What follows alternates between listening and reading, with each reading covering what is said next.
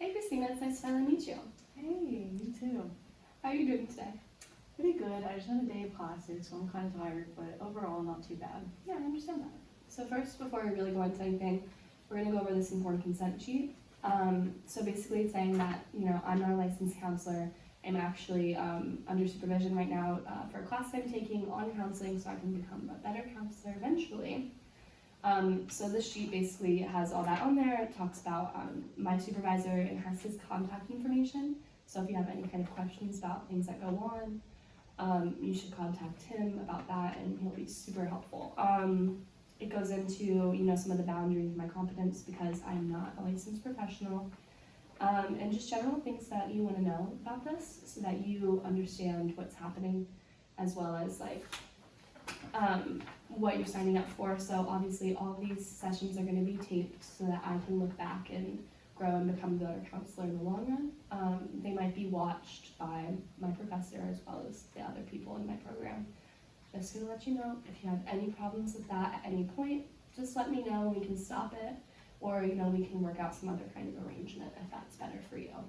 So I'm gonna give you this to look over. You can give it a read over if you wanna do that, and then just go ahead and sign it for me. That's okay with you. Okay. Thank you. Of course.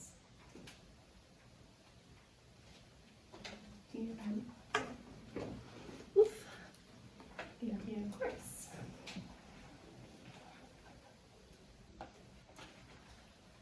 Awesome. And yeah, so also another part, just to make sure you're aware, everything that we're going to talk about is confidential.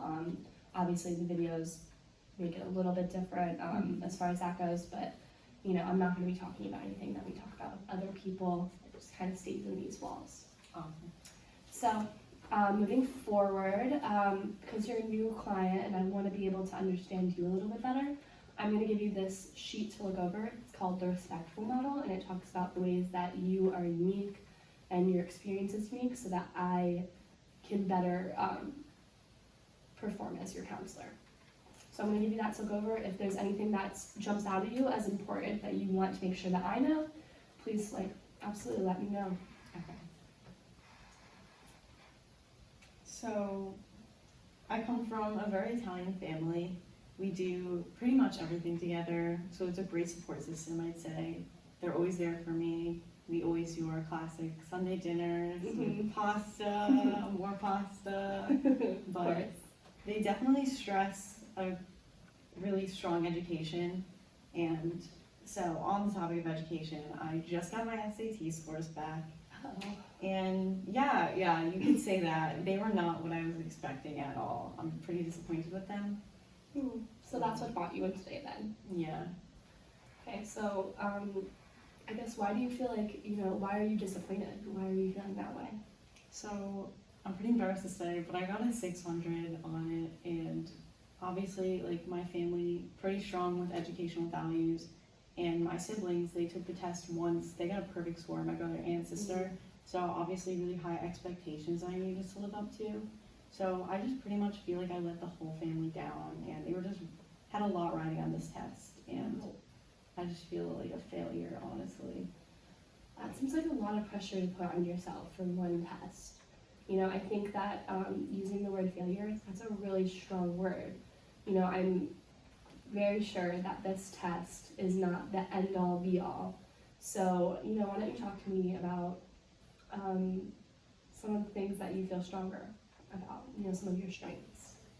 Yeah, so in my family, obviously, we really love sports, so I'm a big soccer player. So that's pretty much where I feel at home, I'd say. The soccer field, everything else that I'm thinking just goes away, so pretty much my escape, so. That's good. Yeah, but obviously the SAT doesn't really test my soccer skills, which is tragic, but yeah, so. So you don't think that this test, at least from what I'm gathering from what you've said, you don't think that this test is really getting at what you think are your true strengths then? Yeah, I wish it tested soccer and athletic ability, but yeah, I feel like soccer is just it for me. It's just my thing, and I don't really know what I'm going to do with the SAT now, though. Yeah. Well, do you think that, maybe you could take it again? It sounds like something that's still important to you. You said that school is important to you and your family. Yeah, I I feel pretty bad, but you know, my family, we really don't have too much money, so we really only have enough money for us to afford one test per kid, basically. So this was kind of my only chance. So my like siblings, they did perfect. So I just really feel like I'm just guilty of like taking that money away from my family that they could have honestly used it for something better, instead of me getting a really awful grade that I just don't even want to send to any schools at all. Sounds like you're like taking on a lot of that burden and just feeling really guilty yourself for doing something that obviously you were going to do. You know, you were always going to take that test. So you can't feel guilty for, you know, not doing well when you were just doing your best at something, right? Yeah, it's hard because it's like in school, I'm just so much of a better student. I get good grades. I study for all my tests. I study for this one too. I had a tutor. I obviously bought the book, took the practice tests. I felt pretty confident, but it's just hard. The day of the test, I just feel like I choke. I get really anxious. And it's just a really stressful thing. Like just thinking about one like 6-hour exam, I don't know, it's just hard. I feel like no one can really prepare for it. No, I think you're 100% right. It's very hard to prepare for that. And I mean, that anxiety that you feel about it is so normal. I mean, test anxiety is probably one of the biggest reasons why I get people coming in here in college and going into college. So I really think that, you know, you were talking about soccer and that being one of your strengths, and you were talking about how, you know, this really feels like a failure. But if it's not testing your strengths, do you think that that would really make you a failure? Because that sounds like you would be anything but a failure on the soccer field. That's true. I feel like it's just hard because I just always thought the SAT was kind of it for me, and that was just like my way to college. But I guess there's other routes. I mean, I could look into other options like maybe test optional schools, like the schools that I applied to obviously, or I was going to apply to. I don't think I can anymore, but they were the ones that had pretty high scores, so I don't think I can send in my scores to those now, but I mean, there are other options, I guess. It's just hard because my siblings were basically just kind of the perfect children, I guess, in that realm. So it's hard not to compare myself to them. Yeah. Well, it sounds like you're feeling a little disappointed in yourself, you know, especially in comparison to your siblings. But I like that you were thinking about other options already, thinking about, you know, test optional schools. Maybe there's a way that you can incorporate your strengths and use that to help you get into colleges when you're applying. Yeah, maybe I can honestly, since it's still the spring, I have summer, it's a train, I guess, for soccer, and I could just focus my fall semester on just really killing it on the soccer field, and I guess put my all out there and just see if I can get any scouts to look at me. Yeah, that sounds like a really good option. And then you also have those test optional schools as well that you could look into. So it sounds like this might not be the end of the world that you were thinking that it was. That's true. It's hard. It's just getting ready for college and just thinking about my future is just always something that overwhelms me and just really made me pretty anxious to think about. And obviously now the SAT score is out. All my friends are asking like what we got, and I just feel like they're gonna judge me and think that I'm stupid, or I don't know. Do you think that it makes you stupid? I just don't think that it accurately depicted what I could do, you know? And it's just hard because it's just like everyone knows the SAT, so it's like everyone has their scores, and it's like everyone always wants to know like what you got, and it's just hard. I feel embarrassed by how low I got. Well, it sounds like you're doing a lot of comparison to other people, and I don't think that those people are necessarily doing the same with you. You know, I don't think any of your friends or your siblings would beat themselves up if you scored a goal in them in soccer. And you're kind of beating yourself up for a similar thing. So I really want you to look at the way that you're comparing yourself to other people, because it seems like you're a pretty successful student and great soccer player. Got a lot of great things going for you, Christina. Thank you.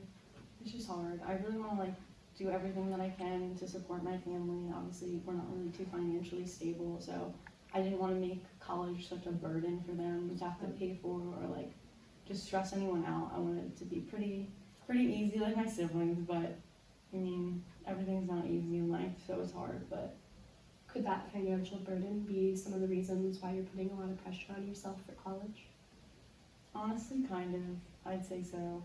During the test, I just kept thinking like this was it. Like I had to just, perform my best, and that could have just honestly like made me choke a little bit, and like I could have just got a little like stressed out and overwhelmed. But I guess at the end of the day, I mean, they're still my family. They're gonna support me no matter what. But it's just hard. I just really wanted to do good for them and show them what I could do. Well, you're lucky to have such a good support system. And it sounds like they are very supportive of you. And I can't imagine people that love you so much and support you would ever be disappointed with you and what you've been doing. And I'm sure that they understand that that might not be your strong suit. And that's okay, because everybody has them. Yeah, it feels like this session is kind of rounding itself out. We're coming to a close. So I just want to talk about some of the things that we've talked about today and kind of summarize where we've gotten to and maybe where we're going to go next week. Does that sound good? Yeah, that sounds great. So today we talked a little bit about the SATs. You told me that you didn't feel like you did well, and we talked a little bit about your strengths and how maybe that this wasn't one of your strengths, and that's an okay thing, and we can work on incorporating those in the future. Does that sound right? Yeah, sounds perfect. And we talked a little bit about, comparing yourself to others. Mm-hmm. You were definitely feeling, something to work on. yeah, you were feeling a lot less than, right? Mm-hmm. Yeah, I mean, there's no getting out of that. It hurts a lot. And I get that, absolutely. It's hard. It's easier said than done not to compare yourself. So I see where you're coming from. I think that's something that we could work on in our upcoming sessions. Is that something good idea too? Yeah. Yeah, so is there anything else that you wanted to talk to me about today? Is there anything that I missed in my summary that you want to make sure that we really round out? No, I think I was really covering it all. That was great. Awesome. Well, it was really great to know you, Christina, and I can't wait to talk to you again soon. Yeah, I'll see you next week. Thank you. Bye-bye.